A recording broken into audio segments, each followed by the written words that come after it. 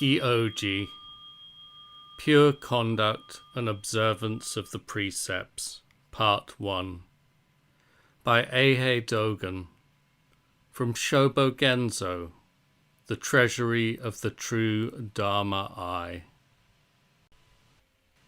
In the great truth of the Buddhist patriarchs, there is always pure conduct and observance of precepts, above which there is nothing. It continues in an unbroken cycle, so that there is not the slightest interval between establishment of the mind, training, bodhi, and nirvana. Conduct and observance is a continuing cycle. For this reason, it is not doing that is forced from ourselves, and it is not doing that is forced from outside. It is conduct and observance that has never been tainted. The virtue of this conduct and observance maintains ourselves and maintains the outside world. The import is that in the moment of my conduct and observance, the whole earth and the whole sky through the 10 directions are totally covered by the virtue of my conduct and observance. Others do not know it, and I do not know it, but it is so. Thus, through the conduct and observance of the Buddhas and the patriarchs, our own conduct and observance is realized, and our own great state of truth is penetrated. And through our conduct and observance, the conduct and observance of the Buddhas is realized, and the Buddha's great state of truth is penetrated. It is due to our own conduct and observance that the virtue of this cycle exists. Through this means, every Buddha and every patriarch abides as Buddha, transcends as Buddha, realizes the mind as Buddha, and is realized as Buddha without any interruption. Through this conduct and observance, the sun, moon, and stars exist. Through this conduct and observance, the earth and space exist. Through this conduct and observance, object and subject, body and mind exist. Through this conduct and observance, the 4 elements and 5 aggregates exist.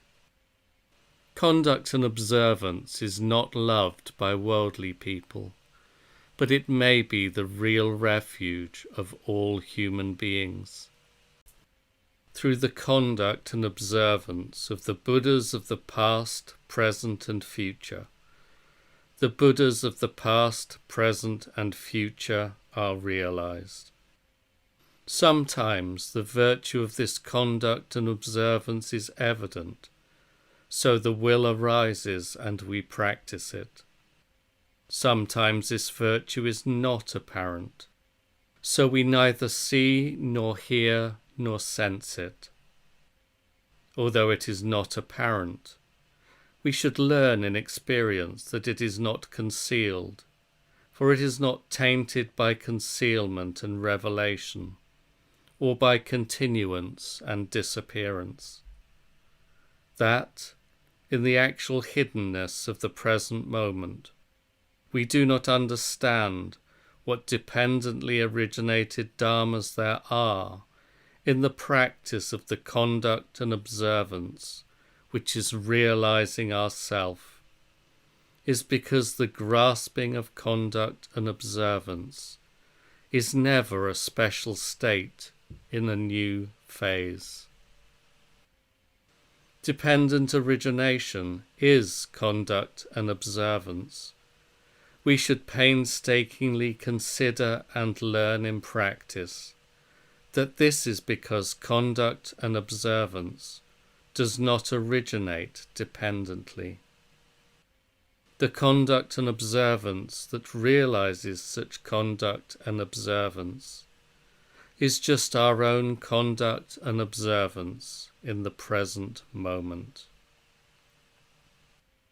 The present moment of conduct and observance is not the original possession or the original abode of self. The present moment of conduct and observation does not depart from and come to, or leave and enter self. The words, the present moment, do not describe something that exists prior to conduct and observance. The realization of conduct and observance itself is called the present moment. Therefore, one day of conduct and observance is the seed of all the Buddhas, and is the conduct and observance of all the Buddhas.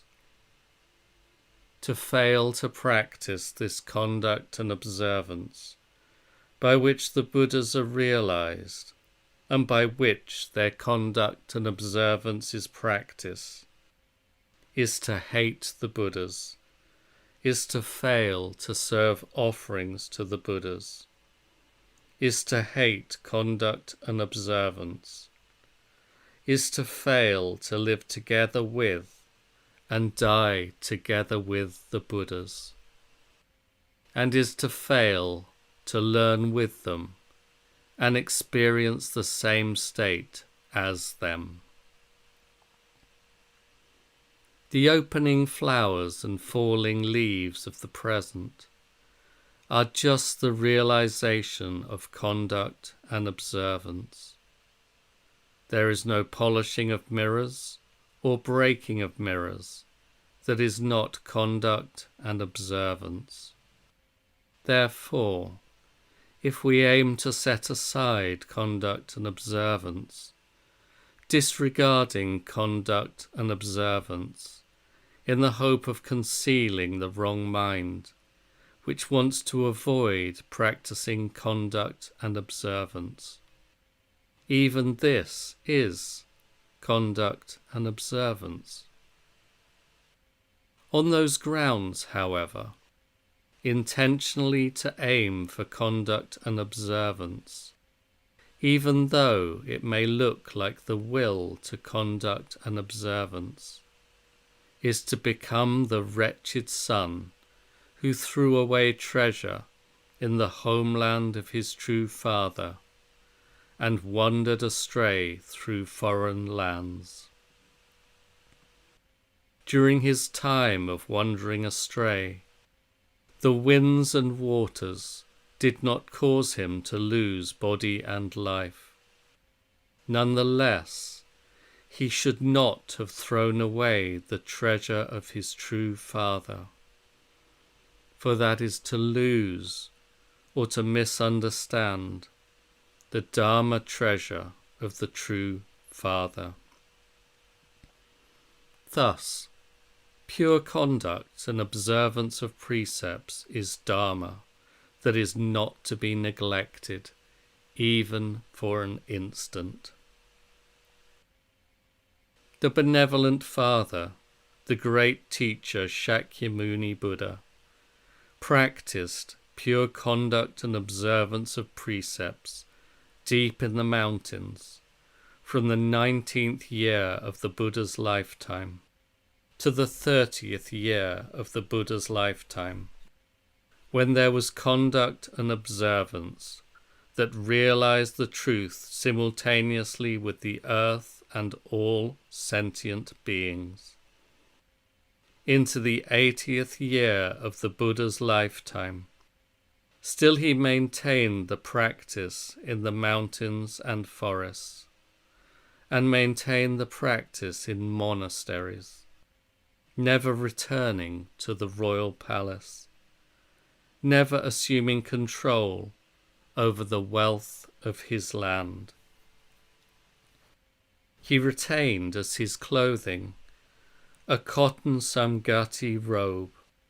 Throughout his life in the world, he did not replace it, as while in the world he did not replace his one bowl. He did not stay alone for a single hour or a single day. He did not refuse offerings idly served to him by human beings and gods. He patiently endured the insults of non-Buddhists. In sum, his whole life of teaching was conduct and observance. The forms practiced by the Buddha, washing the robe and begging for food, are all nothing other than conduct and observance. The eighth patriarch, the Venerable Mahakasyapa, was the rightful descendant of Shakyamuni. Throughout his life, he devotedly maintained the practice of the 12 dutas, never tiring of them at all. The 12 dutas are as follows. 1. Not to accept people's invitations, but to go begging for food every day. Also, not to accept the money for even a single meal for a monk. 2. To lodge on a mountain, not to lodge in someone's house, a populated district, or a village. 3. Never to beg clothes from people, and not to accept clothes that people offer, but to take the clothes of dead people which have been discarded by gravesides, and to mend these clothes and wear them. 4. To lodge under a tree in the countryside. 5. To eat one meal a day. This is called, for instance, Sunka Sunai. 7. To have 3 robes, not to have other robes, and not to sleep in bedclothes. 8. To stay among graves, not in Buddhist temples, and not in human society. Looking at the skulls and bones of dead people, to sit in zazen and pursue the truth. 9. Only to want to live alone, not to want to meet people, and not to want to sleep together with people. 10. First to eat fruit, and then to eat a meal, but never to eat fruit after finishing a meal. 11. Only to want to sleep in the open, not sheltering under a tree. 12. Not to eat meat or dairy produce, and not to apply herbal oil to the body. These are the 12 dutas. The Venerable Mahakasyapa did not regress and did not stray from them throughout his life. Even when he received the authentic transmission of the Tathagata's right Dharma eye treasury, he never relented in these dutas. Once the Buddha said, "You are already an old man. You should eat a monk's meal." The Venerable Mahakasyapa said, "If I had not met with the Tathagata's appearance in this world, I would have been a Pratyeka Buddha, living in mountains and forests all my life. Fortunately, I met with the Tathagata's appearance in the world, and I have experienced the Dharma's goodness. Nevertheless, I will not eat a monk's meal in the end. The Tathagata praised him. On another occasion, Mahakasyapa's body had become emaciated because of his practice of the dutas, and it seems that many monks looked on him with disdain. Then the Tathagata warmly summoned him and offered Mahakasyapa half of his seat, and the venerable Mahakasyapa sat on the Tathagata's seat. So remember, Mahakasyapa was the senior member of the Buddha's order.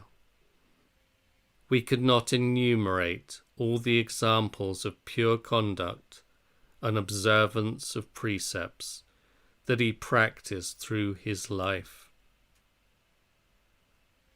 The 10th patriarch, the Venerable Pasva, swore, "Through my life, my side will not touch a bed." Although this was the pursuit of the truth of an old man of 80, he thereupon quickly succeeded to the one-to-one transmission of the great Dharma.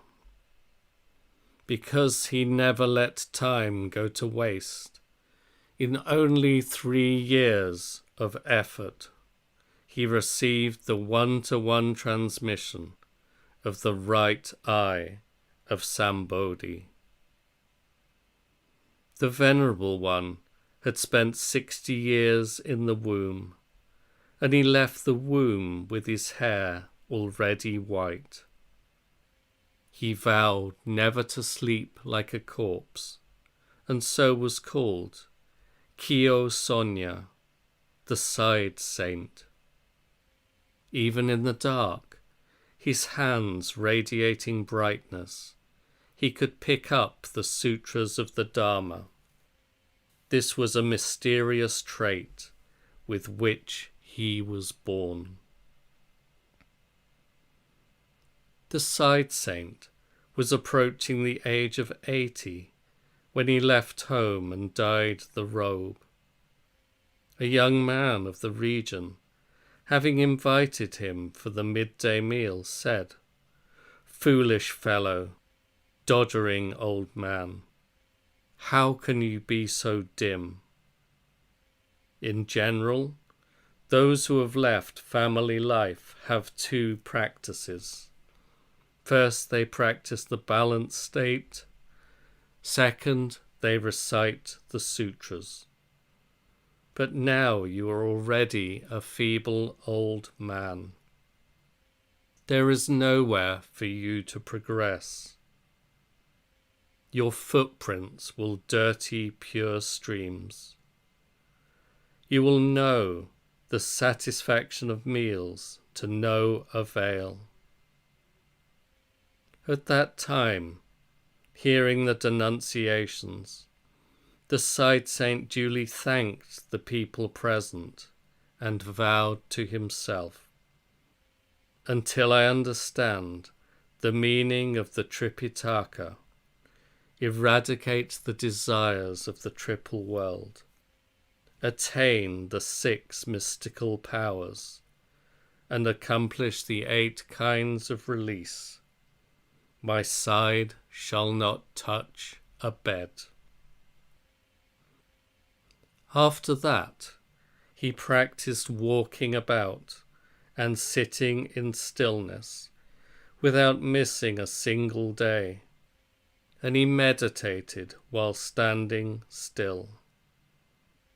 In the daytime, he researched and learned theory and teaching, and at night he quieted his thoughts and concentrated his mind. In 3 years of continuous effort, He mastered the Tripitaka, eradicated the desires of the triple world, and attained the wisdom of the three kinds of knowledge. People of the time, out of respect, therefore called him the side saint. So the side saint was in the womb 60 years before first leaving the womb. Might he not have been making his effort even in the womb? After leaving the womb, he was nearly 80 when he first sought to leave family life and learn the state of truth. 140 years after he was conceived. Truly, he was an outstanding individual, and at the same time, this doddering old man must have been more doddering and old than anyone. He reached old age inside the womb, and reached old age outside the womb as well. Nonetheless, paying no attention to the scorn of people of the time, he single-mindedly and unrelentingly kept his vow, and thus his pursuit of the truth came to realization in only 3 years. Who could feel at ease looking at his wisdom and thinking of emulating him? Do not worry about old age. It is hard to know what this life is, whether it is a life or not a life, whether it is old or not old. The 4 views of we have seen already are different, and the views of all kinds of beings are different. Concentrating our resolve, we should just strive in pursuit of the truth. We should learn in practice that in pursuing the truth, we are as if meeting life and death itself. It is not that we pursue the truth in life and death. People today imagine that they will set aside the pursuit of the truth when they reach 50 or 60, or reach 70 or 80. This is extremely stupid. We are conscious of having lived for so many years and months, but this is just the restless activity of the human soul, not the state of learning the truth. Do not notice whether you are in your prime or past it. Determine solely to learn the state of the truth and pursue the ultimate. Emulate the side saint. Do not be particularly concerned about becoming a pile of dirt in a graveyard. Give it no special consideration. If you do not single-mindedly strive to be saved, who will be inspired by whom? When we are vainly wandering in the wilds, skeletons without a master, we should realize right reflection, as if making an eye. The 6th patriarch was a woodman in Shinshu district. It would be difficult to call him an intellectual. He had lost his father in infancy and had been brought up by his old mother. He made a living as a woodman in order to support her. After hearing one phrase of a sutra at a town crossing, He left his old mother at once and went in search of the great Dharma. He was a man of great makings, rare through the ages. His pursuit of the truth was in a class by itself.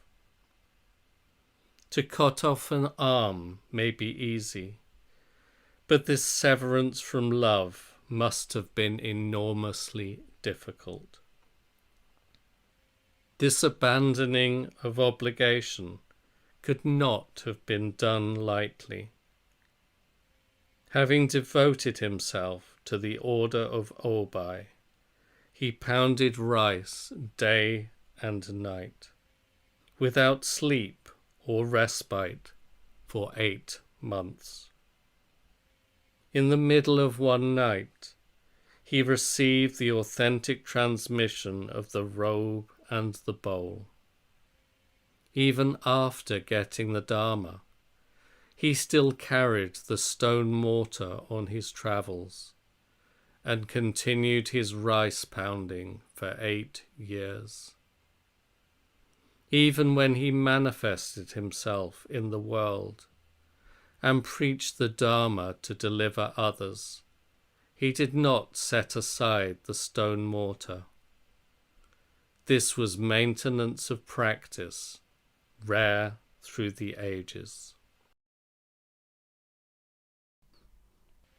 Baso of Koze sat in Zazen for 20 years, and he received the intimate seal of Nangaku.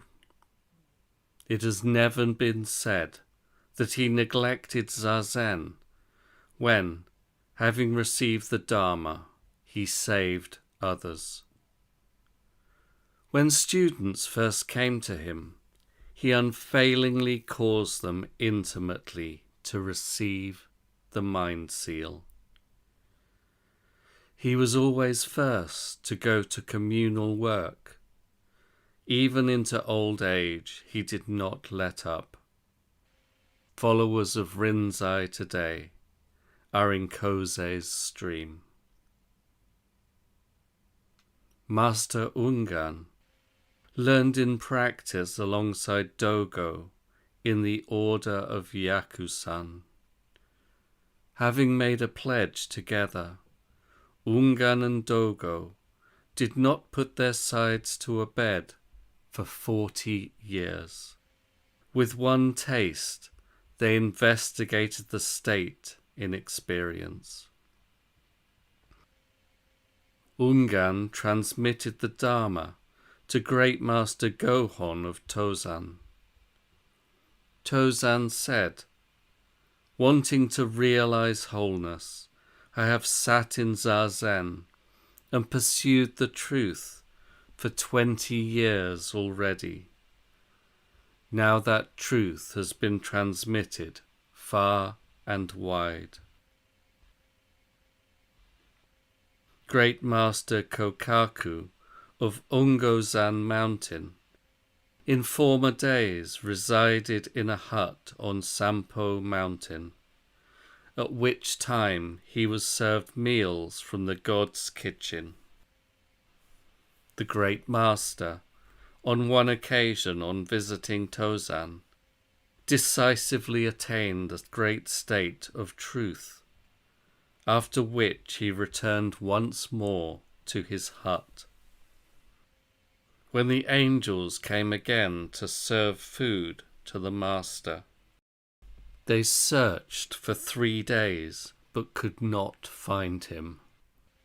No longer expecting heavenly cuisine, he saw the great state of truth as his sustenance.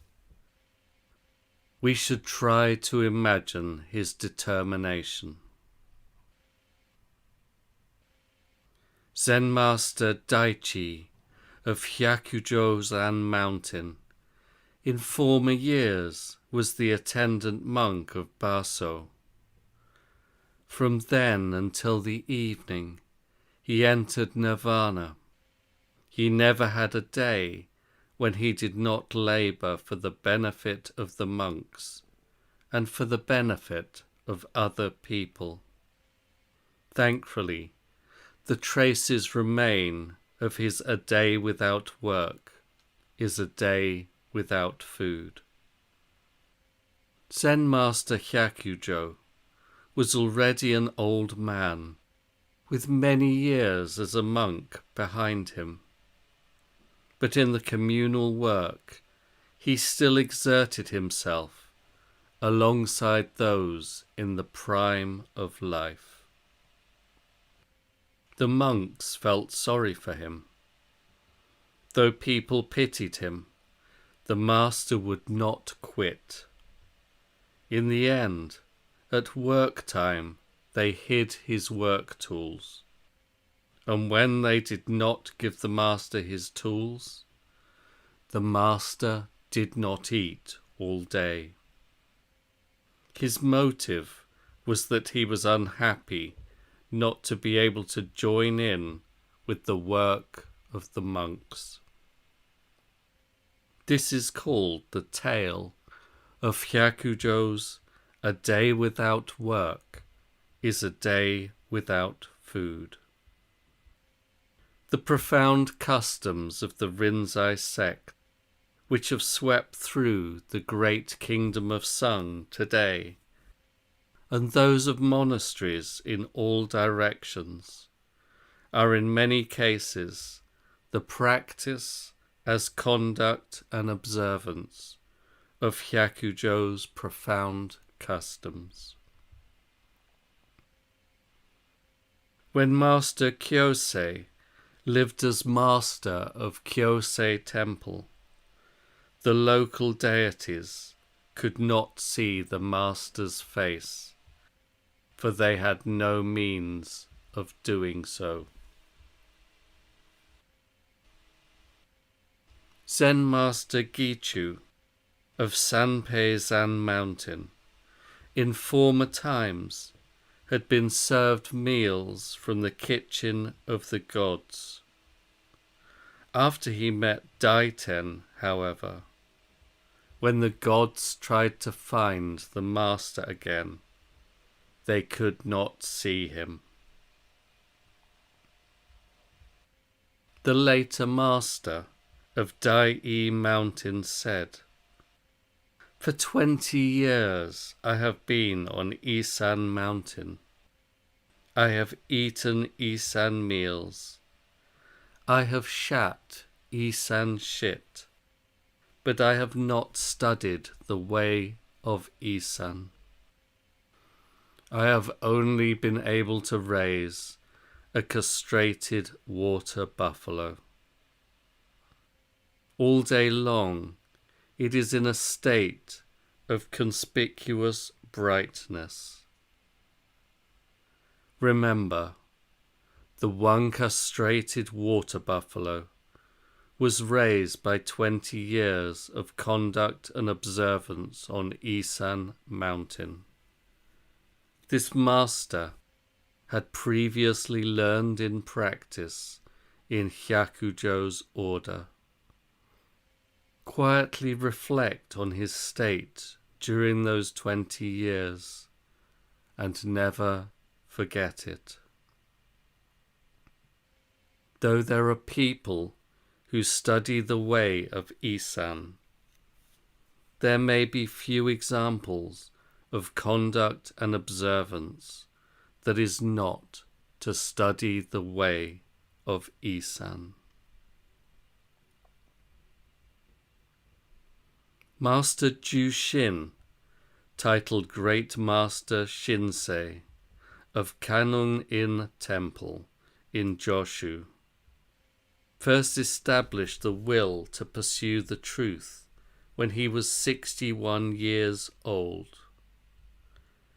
Carrying a canteen and a travelling staff, he set out on foot to visit masters in all directions, constantly telling himself, "If there is a child of 7 who is superior to me, I shall question him or her at once.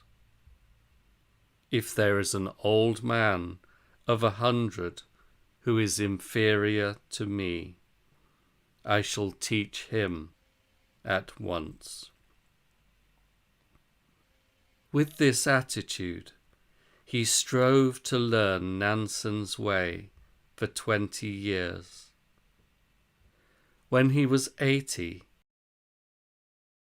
he first took residence as master of Kannon-in Temple in the east of Joshu City, then taught and guided human beings and gods for 40 years. He never petitioned donors with a single letter, and so the monks' hall was not large. There was no front hall and no rear stand. Once a leg of the Zazen platform broke. We should recognize here the usual customs of an eternal Buddha. Joshu lived in Joshu from the age of 80 onwards.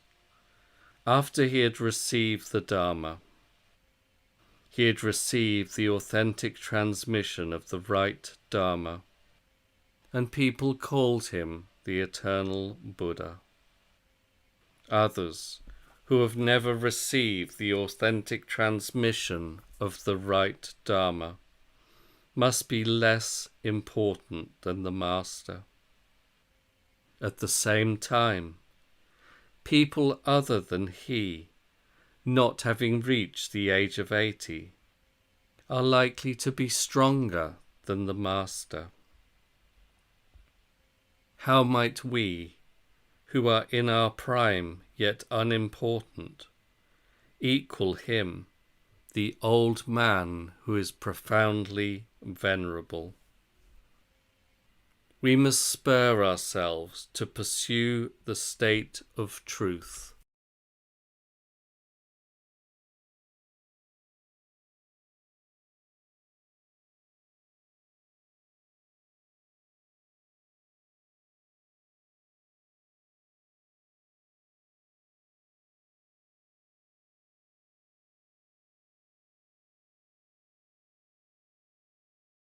And to practice conduct and observance. For those 40 years, they kept no worldly goods, and in the stores there was no rice and grain. Sometimes they would gather chestnuts or sweet acorns for food. Sometimes they would spin out a meal again and again. Truly, these were the usual customs of the dragons and elephants of the past, regulated conduct that we should love and admire. Once, Joshu preached to the assembly, "If you spend your whole life not leaving the monastery, not talking for 10 years, or for 5 years, no one will be able to call you a mute. Afterwards, how could even the Buddhas do anything to you?" This preaches conduct and observance. Remember, by not talking for 10 years or for 5 years, we might seem to be stupid, but even if, by virtue of the effort of not leaving the monastery, we are beyond talk, we are not mutes. The Buddha's state of truth is like this.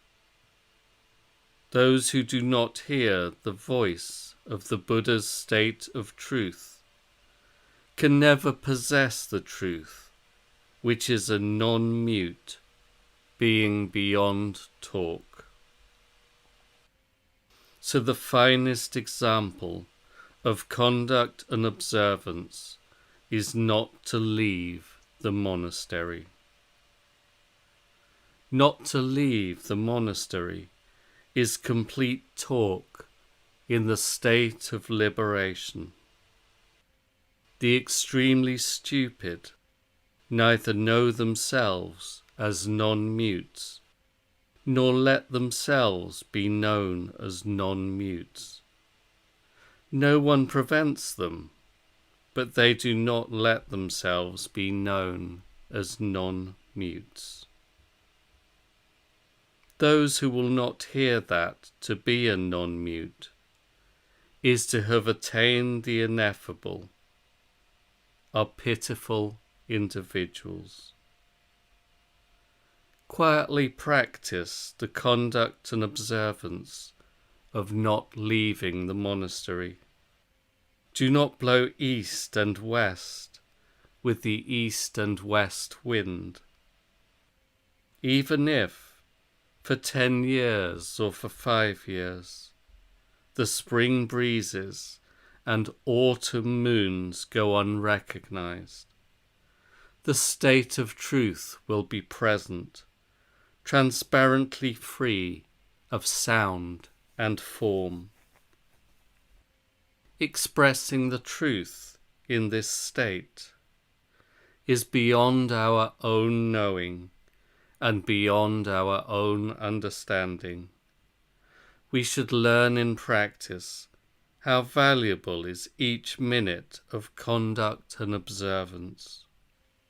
Do not wonder whether non-talking might be vacuous. Entry is one monastery. Getting out is one monastery. The way of the birds is one monastery. The entire universe is one monastery. Everyday Zen Mountain is in the city of Keigan-fu. Gyōji Temple was established on this mountain, and its founder was Zen Master Hojo. The Zen Master was a man of the Gyōji district. In former days, when visiting Baso's order, he asked, "What is Buddha?" Baso said, "The mind here and now is Buddha." Hearing these words, Hojo realized the great state of realization under their influence. Consequently, he climbed to the summit of Everyday Zen Mountain, away from human society, and lived in solitude in a thatched hut, eating pine nuts and wearing clothes made from lotus leaves. There was a small pond on the mountain, and many lotuses grew in the pond. He sat in zazen and pursued the truth for more than 30 years. He saw and heard absolutely nothing of human affairs, and he lost track of the passing years, only seeing the mountains all around go from green to yellow. One pities to imagine what the winds and frosts were like. In zazen, the master placed an 8-inch iron tower on his head, as if he were wearing a crown. By endeavoring to keep this tower from dropping to the ground, he did not fall asleep.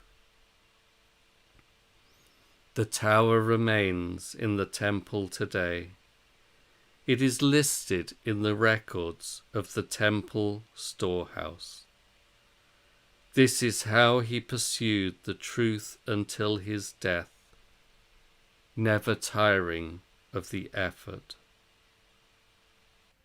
He had been living like this for years and months when a monk from Enkan's order happened to come onto the mountain looking for a staff. The monk lost his way on the mountain, and unexpectedly came upon the site of the master's hut. When, to the monk's surprise, he saw the master, he asked, "Master, how long have you been living on this mountain?"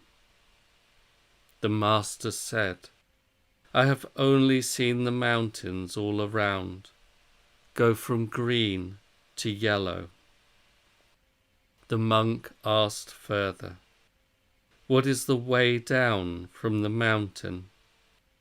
The master said, "Follow the stream down." The monk was struck. When he returned and told Enkan what happened, Enkan said, "In former days, when I was in Kosei, I once met a certain monk, and I do not know what happened to him after that. This couldn't be that same monk, could it?" Eventually, Master Enkan sent the monk to extend an invitation to the master, but the master would not leave the mountain. He replied with a verse: "A withered tree, broken and abandoned in a cold forest. However many times it meets spring, it does not change its mind. Passing woodsmen, do not even look back. Why should popular entertainers be keen to search it out?"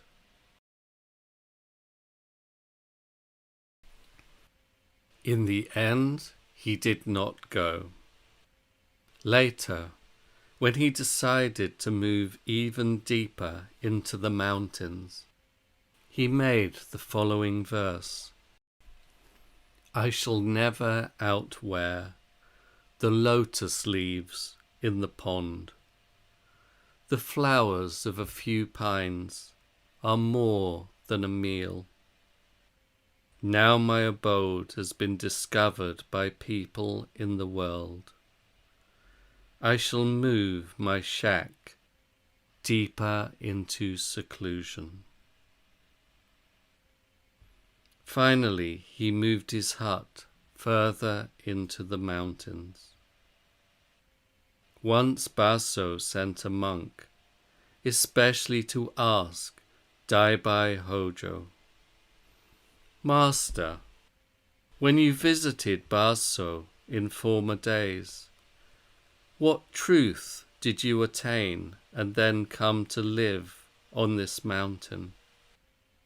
The master said, "Baso told me, the mind here and now is Buddha. Then I came to live on this mountain." The monk said, "These days his Buddha Dharma is different." The master said, "How is it different?" The monk said, "Baso says, it is neither the mind nor Buddha." The master said, "That old man, if he is out to disturb others, I will have no sympathy for him. Never mind about neither the mind nor Buddha. For me, it is just that the mind here and now is Buddha." The monk reported these words to Baso. Baso said, "The fruit of the plum is matured." This story is known to all human beings and gods. Tenryu was an excellent disciple of the master, and Gute was the master's Dharma grandchild. Kachi of Korea, retaining the transmission of the master's Dharma, became the first patriarch of that country. So the many masters in Korea today are the master's distant descendants. As long as he lived, he was served and attended in everyday life by a tiger and an elephant who never vied against each other. After the master's death, the tiger and elephant carried rocks and carried mud to build the master a stupa. The stupa still stands today at Gyōji Temple. The master's maintenance of pure conduct is praised by good counselors of the past and present alike. People of inferior wisdom do not know that they should praise him.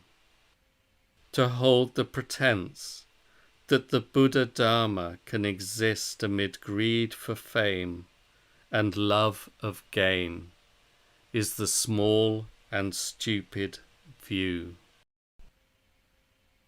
Zen Master Hoen of Goso Mountain said, "When my master's master first took up residence on Yogi Peak, the rafters of the old roof were broken, and the mischief of the wind and rain was severe, for it was the end of winter.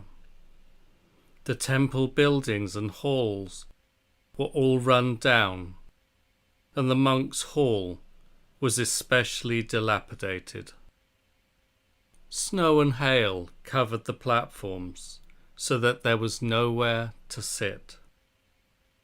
Even the most aged veterans, snowy hair bristling on their crowns, swept away the snow, and monks of venerable years, with their greying eyebrows, seemed to harbour sorrow in their wrinkled brows. None of the monks could practice zazen in comfort. One patch-robed individual requested with utmost sincerity that the monks' hall be repaired, but the old master refused, saying, "Our Buddha has said that this is the kalpa of dissolution, and even high cliffs and deep valleys are changing and inconstant. How can we expect to have everything as we please and seek to call ourselves satisfied?" The sacred people of olden times usually walked about under a tree or out in the open. This is an excellent example from the past. It is a profound custom of those who tread in bareness. Even though you have all left family life and are learning the truth, the movements of your hands and feet are not yet harmonized. This life as a monk is only 40 or 50 years. Who has time to spare for an opulent roof? In the end, he did not consent. The next day, in formal preaching in the Dharma hall, he preached to the assembly. When Yogi first took residence here as master, the roof and walls were barely held together, and the floor was scattered all over with pearls of snow. Our necks contracting, we secretly grumbled, but we remembered the people of old who dwelt under trees. Finally, Master Goso Hoen did not give his permission. Yet patch-robed mountain monks from the 4 oceans and the 5 lakes long to come and hang their travelling staffs in this order. We should be glad that so many people indulge themselves in the state of truth.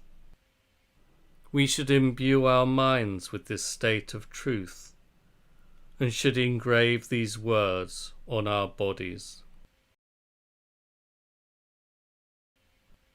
Master Goso Hogen once preached, "Conduct is not on a level beyond thinking, and thinking is not on a level beyond conduct."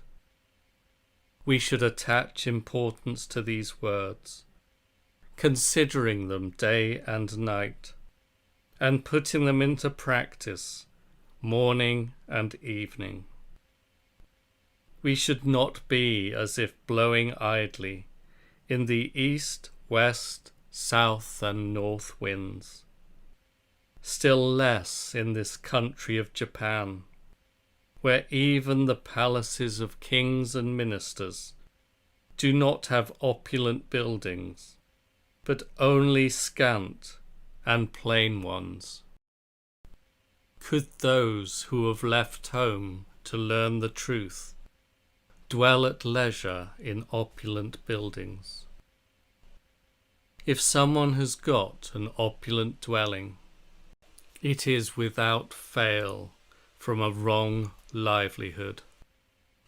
It is rarely from a pure one. A building that was already there is a different matter, but do not make plans for new buildings. Thatched huts and plain houses were lived in by the ancient saints and loved by the ancient saints.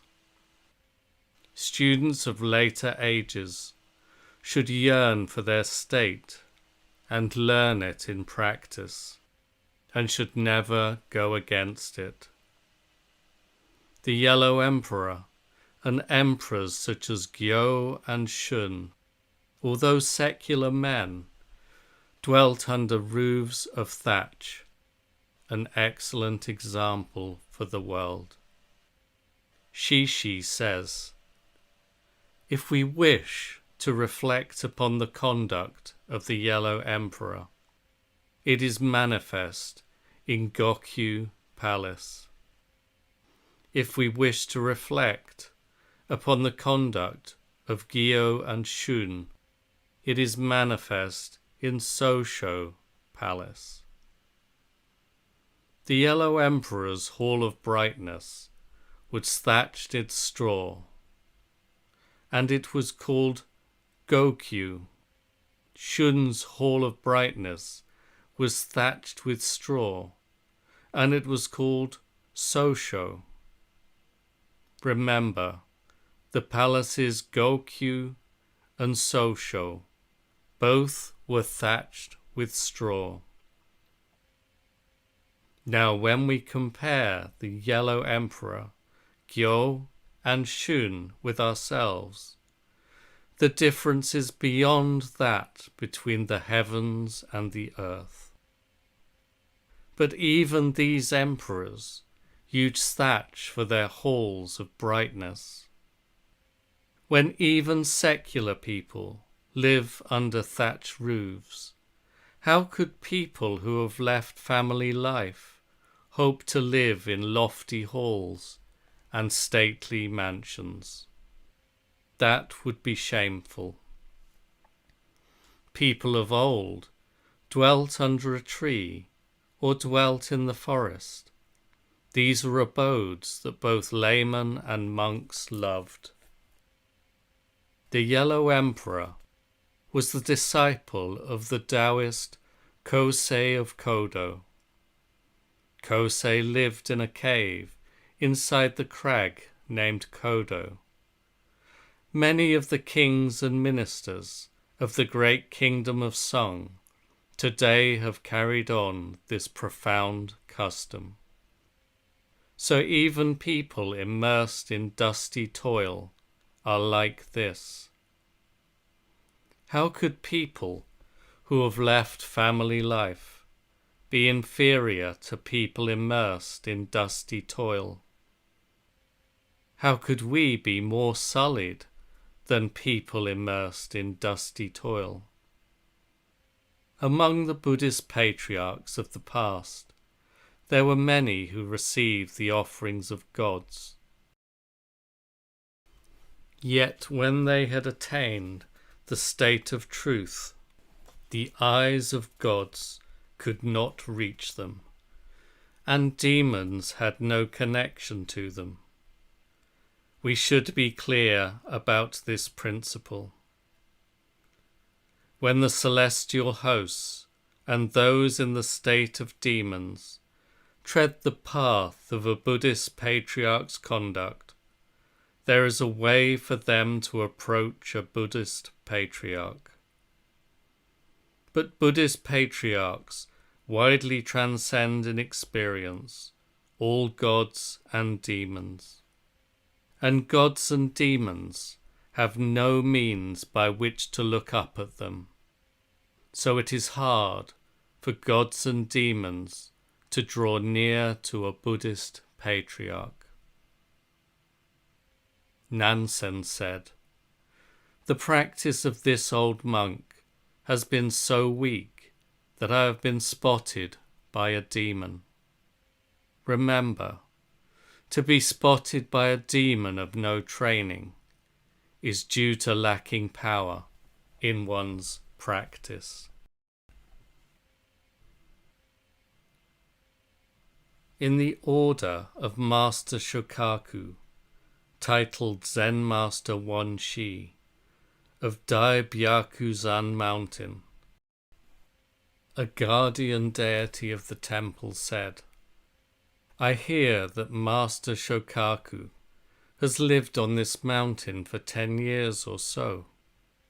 But whenever I enter the abbot's reception hall looking for him, I am always unable to proceed, and I have never detected him yet. Here, truly, we are meeting the traces of a predecessor who possessed the state of truth." The temple on this mountain, Tendozan, was formerly a small one. While Master Shokaku was the resident master there, he cleaned away an assortment of Taoists, nuns, and scholars' temples, and established what is now Keitokuji Temple. After the master passed away, a senior mandarin and court secretary, called Ohakusho, compiled a record of the master's deeds and achievements, at which time someone said, "You should record the fact that he supplanted the Taoist temple, the nuns' temple, and the scholars' temple, and established the present Tendoji temple." The court secretary said, "That would not be appropriate. Such matters are not related with a monk's merits." Many people at that time praised the court secretary. Remember, the matters described above are secular work. They are not the merits of a monk.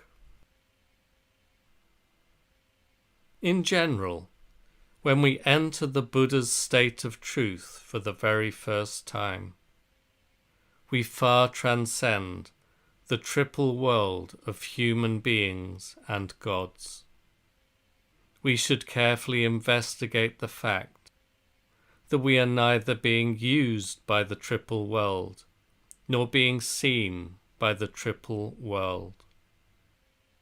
We should consider this and realize it in practice by means of body, mouth, and mind, and by means of object and subject. The merit of the Buddhist patriarch's conduct and observance originally possesses enormous benefit in leading human beings and gods to salvation. But human beings and gods never sense that they are being saved by the Buddhist patriarch's conduct and observance. in practicing and observing now the Buddhist patriarch's great state of truth. Do not distinguish between great hermits and small hermits, and do not discuss sagacity or stupidity. Just throw away fame and gain forever, and do not get caught in convoluted circumstances. Do not pass time in vain. Act as if to put out a fire burning on your head. Do not expect the great realization. The great realization is everyday tea and meals. Do not aspire to non-realization. Non-realization is the pearl in the top knot.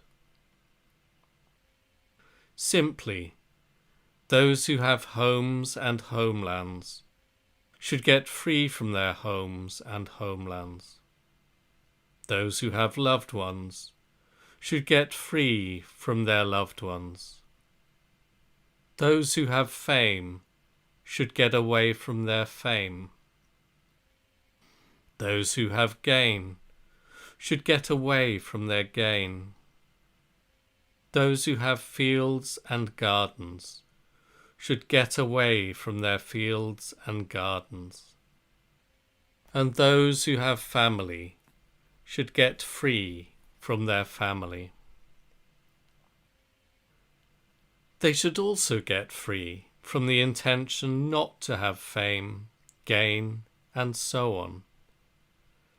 Giving that we get free from having, the principle is evident that we should also get free from not having. This is itself a kind of conduct and observance. To make the throwing away of fame and gain into the one matter to be practiced and observed as long as one lives, is the conduct and observance which has the depth and eternity of the Buddha's lifetime. This conduct and observance is inevitably practiced and observed by conduct and observance itself. Those in whom this conduct and observance is present should love their own body and mind, and should respect themselves. Zen Master Kanchu of Daiji said, "Explaining 1 yard is inferior to practicing 1 foot, and explaining 1 foot is inferior to practicing 1 inch." This sounds like an admonition directed to people present at that time who seem to be negligent in practicing conduct and observance, and to have forgotten real penetration of the Buddha's truth. But it does not mean that to explain a yard is wrong. It means that the merit of practicing a foot is much greater still than the merit of explaining a yard. Why should it be limited to measurements only in yards and feet? There should also be a discussion of merits in terms of the difference between far-off Sumeru and a poppy seed. In Sumeru, the whole is present, and in a poppy seed, the whole is present. The great integrity of conduct and observance is like this.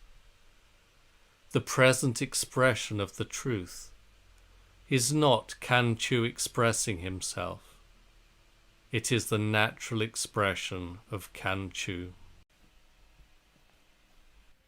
Great Master Gohon of Tozan Mountain said, "I explain what I am unable to practice, and practice what I am unable to explain.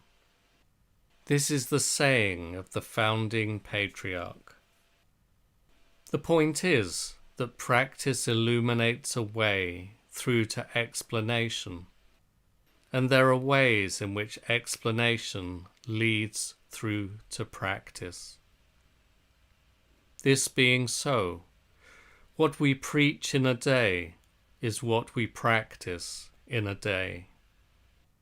The point is, then, that we practice what is impossible to practice, and preach what is impossible to preach. Great Master Kokaku of Ongozan Mountain, having totally penetrated this teaching, said, "In the time of explanation, there is no trace of practice. In the time of practice, there is no trace of explanation." This expression of the truth is that practice and explanation is not non-existent. The time of explanation is a lifetime without leaving the monastery, and the time of practice is washing the head and going before Seppo. We should neither disregard nor disarrange the words that in the time of explanation there is no trace of practice, and in the time of practice there is no trace of explanation. There is something that has been said by the Buddhist patriarchs since ancient times. It is said, if a person lives 100 years without grasping the Buddha's state of the moment, that is worth less than living one day and being able to realize the state decisively. This was not said by one Buddha or by two Buddhas. This has been expressed by all the Buddhas and has been practiced by all the Buddhas. In 100,000 myriad kalpas of reciprocal life and death, one day of conduct and observance is the bright pearl in the topknot, is the eternal mirror that is born with and dies with Buddhas, and is a day to be rejoiced in.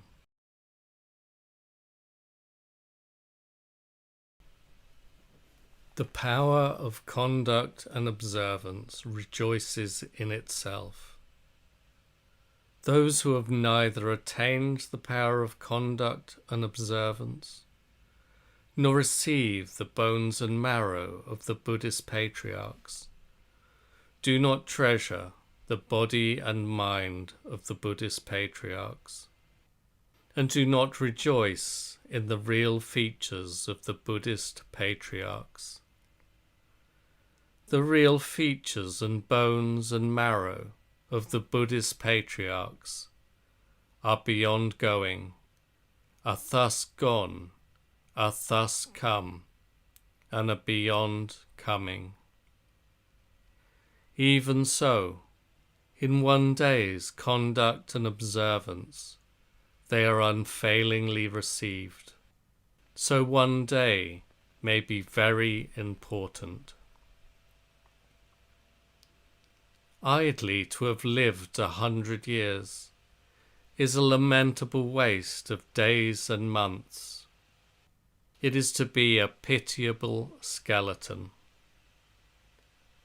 Even if we are driven as slaves to sight and sound every day and month for 100 years, if we practice conduct and observance for one day among those years, then we will not only put into practice the whole life of 100 years, but will also save others' lives of 100 years.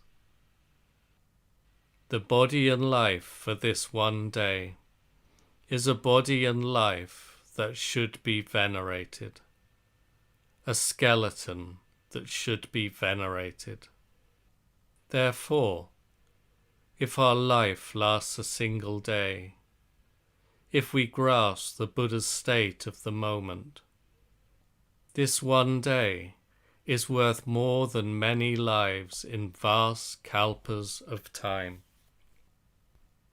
For this reason, before you have decisively realized the state, never spend a single day in vain. This one day is an important treasure that you should hate to lose. Do not liken its value to a 1-foot gem. Never trade it for the black dragon's pearl. The sages of old treasured a day more than their body and life. We should quietly consider that the black dragon's pearl can be retrieved, and a 1-foot gem also can be regained. But a day in a life of 100 years, once lost, can never be found again. Is there any skillful means by which to get back a day that has passed? Such a thing has not been recorded in any book of history. Those who do not pass time in vain wrap the days and months in the bag of skin which is themselves, so that time will not leak away. Thus it was that the ancient saints and past sages treasured the days and months, treasured time more than their own eyes and more than their national lands. Here, passing in vain means sullying oneself and disturbing oneself in the floating world of fame and profit. Not passing time in vain means acting for the sake of the truth, while already in the state of the truth. Once we have realized this state decisively, we should never waste another day. We should solely practice for the sake of the truth, and preach for the sake of the truth. So we have seen the standard by which, since ancient times, the Buddhist patriarchs have not spent a day of effort in vain, and we should reflect on it constantly. We should consider it on a slow spring day, sitting by a bright window. We should not forget it in the hushed silence of a rainy night, sitting under a plain roof. How is it that time steals our efforts away from us?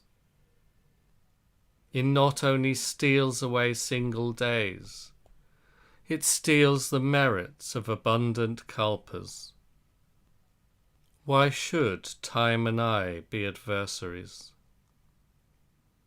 Regrettably, my own non-training makes it so. That is, my not being familiar with myself, my bearing a grudge against myself. Even the Buddhist patriarchs are not without their loved ones, but they have already abandoned them. Even the Buddhist patriarchs are not without miscellaneous involvements, but they have already abandoned them. However we treasure the factors and circumstances which we see, as self and others, They are impossible to hold on to. Therefore, if we do not abandon loved ones, it may happen in word and in deed that loved ones abandon us. If we have compassion for loved ones, we should be compassionate to loved ones. To be compassionate to loved ones means to abandon loved ones. Master Eijo, titled Zen Master Dai of Nangaku, in former days served in the order of Soke, where he attended the Master through 15 autumns. Consequently, he was able to receive the transmission of the state of truth and to accept the behavior, as a jug of water is poured into another jug. We should venerate above all else the path of conduct of the ancient ancestors. The winds and frosts of those 15 autumns must have brought him many troubles. Yet he purely and simply pursued the ultimate. He is an excellent model for students of later ages. In winter, he slept alone in an empty building, without charcoal for the stove. In the cool of a summer night, he would sit alone by a bright window, without a candle to burn. Even if devoid of a single recognition, or half an understanding, it was the state beyond study, which is free of doing. This may be conduct and observance. In general, once we have privately thrown away greed for fame and love of gain, the merit of conduct and observance simply accumulates day by day. Do not forget this principle. To describe a thing does not hit the target, is 8 years of conduct and observance. It is conduct and observance which people of the past and present esteem as very rare, and which both the clever and the inept long for. Zen Master Chikan of Kyogen Temple, while cultivating the state of truth under Dai, tried several times to express the truth in a phrase, but in the end he could not say anything. Out of regret for this, he burned his books and became the monk who served the gruel and rice. He thus passed years and months in succession. Later, he went onto Butuzan mountain and searched out the former traces of Daisho. He built a thatched hut and, abandoning everything, lived there in seclusion. One day, he happened to be sweeping the path when a pebble flew up and struck a bamboo. It made a sound which led him suddenly to awaken to the state of truth. Thereafter, he lived at Gyōji Temple, where he made do in his everyday life with one bowl and one set of clothes, never replacing them. He made his home among oddly shaped rocks and pure springs, and lived out his life in restful seclusion. He was survived at the temple by many traces of his conduct. It is said that in his everyday life he did not come down from the mountain.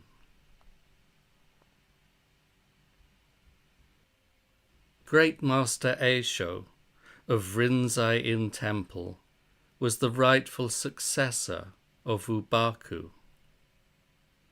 He was in Ubaku's order for 3 years. Pursuing the truth with pure simplicity, 3 times he asked Ubaku, at the instruction of the Venerable Patriarch Chin from Bokushu district, what is the great intent of the Buddha Dharma? Whereupon he tasted the Master's stick again and again, 60 times in all. Yet his zeal was not diminished. When he went to Daegu and realized the great state of realization, this also was at the instruction of the 2 venerable patriarchs, Obaku and Bokushu. They say that the heroes of the patriarch's order are Rinzai and Tokuzan. But how could Tokuzan be equal to Rinzai? Truly, someone like Rinzai is not to be classed with the rabble, and even the rabble of that time are outstanding compared with those who in recent times are outstanding. They say that Rinzai's behavior was pure and simple, and his conduct and observance outstanding. Even if we tried to imagine how many instances and how many varieties there were of his pure conduct and observance of precepts, we could never hit the mark. The Master Rinzai is in the order of Ubaku, while he and Obaku are planting cedars and pines. Obaku asks the Master, "Deep in the mountains, what is the use of planting so many trees?" The Master says, "First, they will contribute to the beauty of the surroundings of the temple. Second, they will be a signpost for people in future." Then he strikes his mattock on the ground twice. Obaku holds up his staff and says, "You are like that now, but you have already tasted 30 strokes of my staff." The Master makes the sound of snoring. Obaku says, "In your generation, our school will flourish greatly in the world." So we should know that even after he had attained the state of truth, he took the mattock in his own hands and planted cedars and pines. It may have been because of this that Ubaku said, "In your generation, our school will flourish greatly in the world." It may have been that the ancient traces of the pine planting practitioner had been directly transmitted in one straight line. Obaku himself also planted trees alongside Rinzai. In the past, Obaku had practiced conduct and observance by leaving an assembly of monks and mixing in with labourers at Dai-an Temple, where he swept and cleaned the temple buildings. He swept and cleaned the Buddha Hall. He swept and cleaned the Dharma Hall. He did not expect conduct and observance to sweep and clean his mind. He did not expect conduct and observance to sweep and clean his brightness. This was when he met with Prime Minister Hai. The Tang Emperor Senso was the second son of Emperor Kenso. He was quick-witted and clever from his childhood. He always loved to sit in the full lotus posture, and he would constantly be sitting in zazen in the palace. Emperor Bakusho was Senso's older brother. Once, during Bakusho's reign, as soon as government business had finished in the morning, Senso playfully ascended the dragon dice and assumed a posture of saluting the various retainers. A minister who saw this thought Senso was insane, and he said so to Emperor Bakusho. When Bakusho came to see for himself, he patted Senso and said, "My brother is the brains of our family." At the time, Senso was just 13 years old. In the 4th year of Chokei, Emperor Bakusho died. Bakusho had 3 sons. The first became the Emperor Keiso, the second the Emperor Bunso, and the third the Emperor Buso. Emperor Keiso died 3 years after acceding to his father's throne. Emperor Bunso took the throne for 1 year, but court officials conspired to remove him. So when Emperor Buso came to the throne, Senso, who had not yet come to the throne himself, was living in the kingdom of his nephew. Emperor Buso always called Senso my stupid uncle. Buso was emperor during the Eisho era. He was the man who abolished the Buddha Dharma. One day, Emperor Buso summoned Senso and ordered him to be put to death at once as punishment for climbing onto the throne of Buso's father in the past. He was laid in a flower garden behind the palace, but when sewage was thrown over him, he came back to life. In due course, Senso left his father's kingdom and secretly entered the order of Zen master Kyogen. He had his head shaved and became a Shramanera, even though he never received full ordination. With Zen master Shikan as a traveling companion, he went to Rozan Mountain. The story goes that Shikan made his own verse on the subject of the falls, saying, "Carving out cliffs, passing through rock, never shirking toil, lofty origins evident from afar."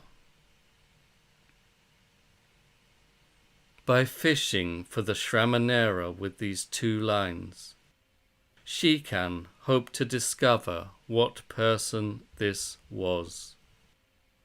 The Shramanera continued the verse as follows: "How can the valley streams hold the water still? At last it will return to the ocean and make great waves." Reading these 2 lines, Shikan knew that the Shramanera was no ordinary man. Later, the Shramanera went to the order of National Master Enkan Sayan, of Koshu district, where he was assigned as clerk to the head monk. At the time, Enkan's head monk was Zen master Obaku, and so the Shramanera clerk was next to Obaku on the Zazen platform. Once Obaku was in the Buddha hall doing prostrations to the Buddha, when the clerk came in and asked, "We do not seek out of attachment to Buddha. We do not seek out of attachment to Dharma. We do not seek out of attachment to Sangha. Venerable Patriarch, what are you prostrating yourself for?"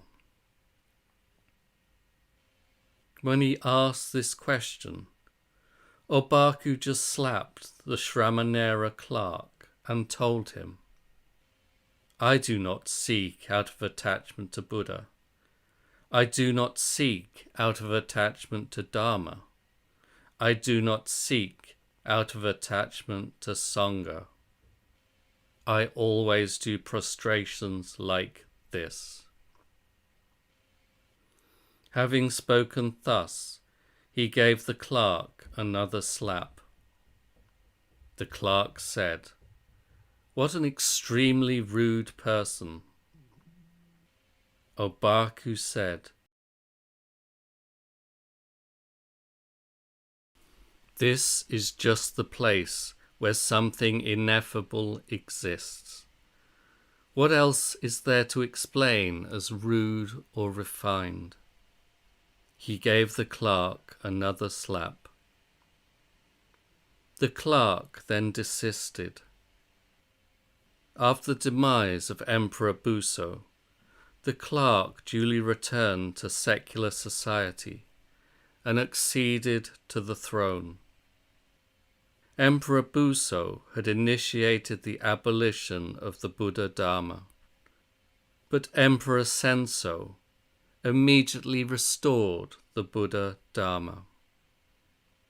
From the time he assumed the throne, and all the time he was on the throne, Emperor Senso always loved to sit in Zazen. Before he assumed the throne, when he had left his father's kingdom, and was travelling along the valley streams of a distant land, he had purely and simply pursued the truth. They say that after he assumed the throne, he sat in Zazen day and night. Truly, with his father the king already dead, and then his brother also dying, and with his being put to death by his nephew, he might have looked like a pitiful, destitute son. But his zeal did not waver, and he kept striving in pursuit of the truth. It was an excellent example, rare through the ages.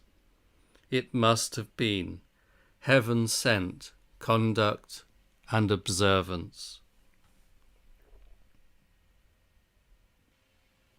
Master Gison of Seppozan Mountain, titled Great Master Shinkaku, after he had established the Bodhi mind, sat day and night in Zazen, without flagging and without aversion to the place, though there were long journeys between the monasteries where he hung his travelling staff, and between the lodgings on the way. Until Seppo first disclosed the state of imposing majesty, he practiced tirelessly, and he died together with Zazen. In former days, in his quest to serve under true teachers, he 9 times climbed Tozan Mountain, and 3 times visited Tosu Mountain. Pursuit of the truth that was rare through the ages.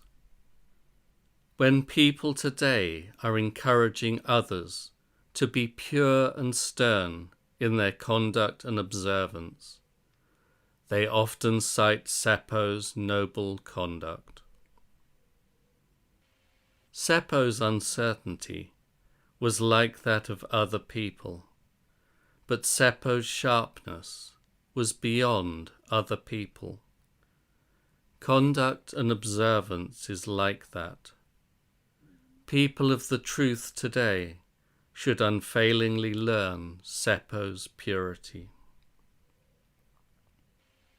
When we quietly look back upon Seppo's muscular exertion in learning in practice under masters in all directions, truly, his virtue might be that of having long possessed the sacred in his bones. Today, when we are attending the order of a master who has the state of truth, and we really want to request and to partake in the master's teaching, it is extremely difficult to find an opportunity to do so. The order is not only 20 or 30 individual bags of skin. It is the nameless faces of hundreds or thousands of people. Each wishes to find his or her real refuge. So days on which the Master's hand is imparted soon darken into night, and nights of pounding the mortar soon brighten into day. Sometimes, during the Master's informal preaching, we have no ears or eyes, and so we vainly pass by chances to see and hear. By the time our ears and eyes are in place, the Master has finished speaking, while old drills, veteran patriarchs of venerable years, are already clapping their hands and laughing out loud. There seem to be precious few opportunities for us, as newly ordained juniors, even to get onto the edge of the mat. There are those who enter the inner sanctum, and those who do not enter, those who hear the Master's conclusions, and those who do not hear. Time is swifter than an arrow, the dewdrop life more fragile than a body. There is the anguish of having a teacher, but being unable to partake in the teaching. And there is the sadness of being ready to partake in the teaching, but being unable to find a teacher. I have personally experienced such matters. Great good counselors unfailingly possess the virtue of knowing a person, but while they are striving to cultivate their own state of truth, opportunities to get sufficiently close to them are rare. When Seppo in ancient times climbed Tozan Mountain, and when he climbed Tosu Mountain, he too must surely have endured such troubles. We should be inspired by his Dharma gymnastics of conduct and observance. Not to research them in experience would be a shame.